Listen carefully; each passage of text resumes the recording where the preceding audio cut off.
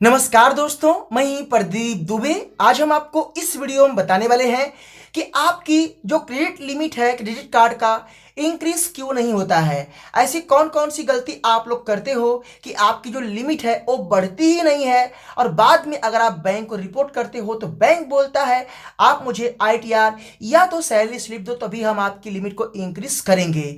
तो इसके बारे में पूरा इंफॉर्मेशन मिलने वाला है, तो मेरी आपसे विनती है कि आप इस वीडियो को स्किप ना करके शुरू से लेकर अंत तक वॉच करना, मुझे लाइक करके सपोर्ट करना। चलिए बात करते हैं टॉपिक के ऊपर। दोस्तों, हमारे देश में पता है काफी लोग ऐसे हैं जो क्रेडिट कार्ड के बारे में जानते हैं और काफी लोग नहीं जानते हैं। कुछ लोग तो क्रेडिट कार्ड शौक के मारे लेते हैं और कुछ लोग जो है देखी देखा लेते हैं कि उनके पास है तो मेरे पास क्यों नहीं है। तो पहले क्रेडिट कार्ड के बारे में पूरा जानकारी पहले आप जान लो। क्रेडिट कार्ड है क्या, कैसे काम करता है, इसका पूरा वीडियो आपको हमारे चैनल पे मिल जाएगा। अब सवाल आ चुका है कि क्रेडिट कार्ड की जो लिमिट है वो इंक्रीज क्यों नहीं होती है। तो पहला गलती ये है कि हम लोग अपने कार्ड को जब भी यूज करते हैं तो कभी भी ये नहीं सोचते हैं कि कार्ड में एक सीमा होती है, हम सीमा को लांघ जाते हैं। कहने का मतलब है कि हमें इमरजेंसी में कोई ज़रूरत पड़ गया या कोई हमारा फ्रेंड बोल दिया भाई हमें कोई मोबाइल दिला दो, फ्लिपकार्ट अमेजोन या आप में कैश लेके दे दो, तो हम शौक के मारे चलो होते हैं देते हैं, चल भाई मेरे पास है और मुझे रिवार्ड पॉइंट मिलेगा। तो काफ़ी लोग रिवार्ड पॉइंट के चक्कर में कार्ड की पूरी लिमिट को स्पेंड कर जाते हैं। बाद में क्या होता है कि वो पेमेंट तो कर देते हैं बट उनकी जो क्रेडिट हिस्ट्री है वो धीरे धीरे डाउन होने लगती है। अब वहाँ पे अब जो भी वो अपने लिमिट को इंक्रीज करना चाहते हैं तो बैंक वो जो उनका सिस्टम होता है, जो प्रोफाइल हिस्ट्री रहती है वो पहले से उनकी धीरे धीरे डाउन हो जाने की वजह से लिमिट इंक्रीज नहीं होती है। जब बैंक को हम कॉल करते हैं और बताते हैं कि मेरी लिमिट को इंक्रीज करो तो बैंक बोलता है कि आप जो है पहले मुझे आईटीआर या तो सैलरी स्लिप दो या तो कोई ऐसा कार्ड का स्टेटमेंट दो जो आपके कार्ड से हाई लिमिट उसका हो। ये सारे सवाल आपके पास आपसे किए जाते हैं, आप पूरे नहीं कर पाते हो। अब ऐसा होता क्यों है, तो मैं आपको यहाँ पे दूसरा पॉइंट बताता हूँ कि जब भी आप अपने कार्ड को यूज करें तो अपना कार्ड खुद के लिए यूज करें। कोई आपका दोस्त कोई फ्रेंड बोल दिया मुझे दिलवा दो तो आप ये गलती ना करें। कारण ये है अपने दोस्त को आप दिलवा रहे हो, जो आपका पैन कार्ड है, आपका जो भी ट्रांजैक्शन है डिटेल्स आपके पैन कार्ड में ऐड हो रहा है, तो एक प्रकार से आप उसके लिए गलत कर रहे हैं। हाँ, कोई इमरजेंसी में है, बहुत खास है, आप दिलवा दो, कोई गलत नहीं है, बट ऐसा नहीं है कि आप उसे एक बिजनेस बना लो। एक बंदा था ऐसा कि उसने जो है कार्ड की लिमिट यूज करके ओनली रिवार्ड पॉइंट चक्कर में कार्ड का जो पैसा था उसे खर्च करता था और पे करता था और रिवार्ड पॉइंट कमाता था। ऐसे करते करते उसके पास इनकम टैक्स नोटिस आ गया। तो यहाँ पे जो लिमिट इंक्रीज की बात होती है तो हमेशा आपको 30% आपको खर्च करना चाहिए, इससे ऊपर आप खर्च नहीं कर सकते। ये तो सिविल ब्यूरो की पूरी हिस्ट्री है जो कि आपको पता है कि बैंक कभी आपको नहीं बताएगा। बैंक में कॉल करोगे बैंक बोलेगा सर आप खर्च करो, कोई दिक्कत नहीं है, कौन बोला क्यों बोला, बट सिविल के ऑफिशियल साइट पे साफ साफ बताया गया कि आप 30% खर्च करो। अगर आप 30% खर्च करते हो तो आपको दो बेनिफिट हैं। पहली बेनिफिट, आपकी जो प्रोफाइल हिस्ट्री है काफी हद तक स्टैंडर्ड कैटेगरी में रहेगी। स्टैंडर्ड कैटेगरी मतलब कि आप एक एकदम हाई लेवल पे हैं और इससे आपको आसानी से loan, credit card, education loan, तरह तरह के लोन मिलेंगे और आपकी जो हिस्ट्री है काफी हद तक अच्छी बनी रहेगी। दूसरा बेनिफिट ये है बैंक आपको ऑफर देगा, कभी भी आपकी जो लिमिट हिस्ट्री है वो खराब नहीं होगा, आपका लिमिट भी इंक्रीज होने का चांस रहेगा।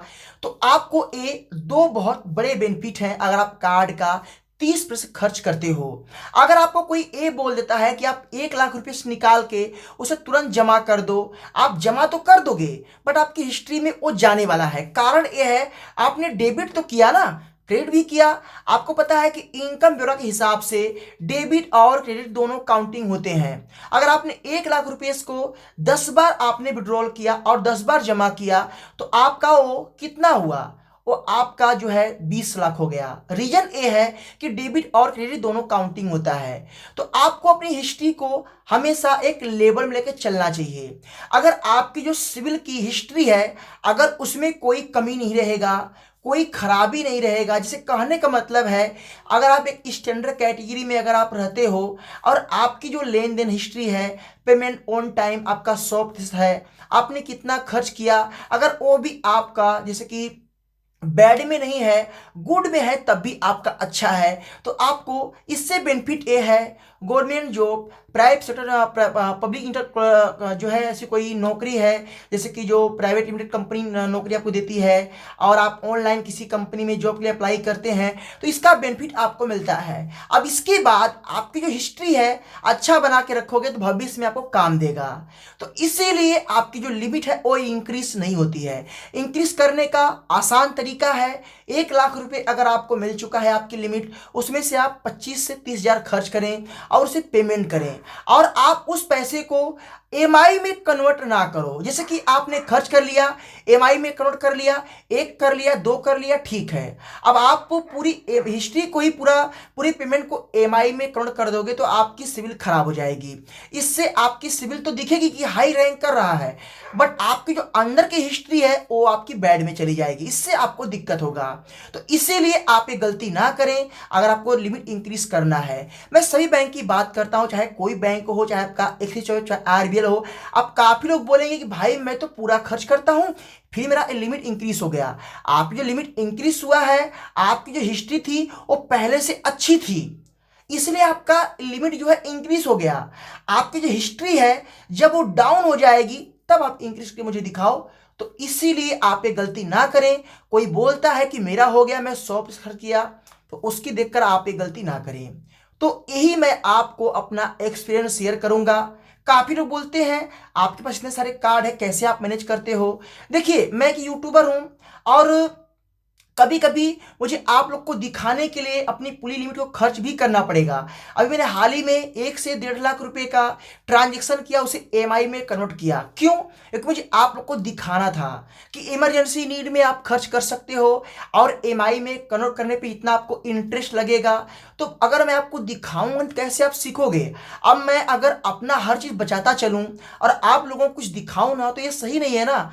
तो आप ये मत सोचो कि मैं किया हूं तो आप भी करो।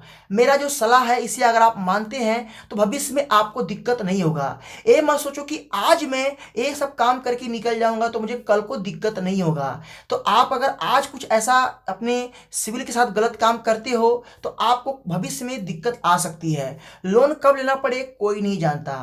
तो इसीलिए मेरा जो सलाह है इसे मानिए, 30% खर्च कीजिए। इमरजेंसी नीड है, बहुत यदि प्रॉब्लम है तो 1-2 बार खर्च कर लो, पूरी लिमिट कोई दिक्कत नहीं है। बट ये कहो कि हर महीने आपने नियम बना लिया तो इस नियम को तोड़िए। तो आप शायद इस वीडियो के माध्यम से समझ चुके होंगे। अगर आपको वीडियो अच्छा लगा है तो इसे लाइक करना, दोस्तों में शेयर कर देना, मन में कोई भी सवाल है तो कमेंट कर देना और मुझे यही बताना मैंने जो कहा है गलत कहा है वो भी बताना, सही कहा है वो भी बताना। प्लीज एक लाइक मुझे सपोर्ट जरूर कर देना। चलिए फिर मिलते हैं नए वीडियो के साथ, तब तक के लिए जय हिंद, वंदे मातरम।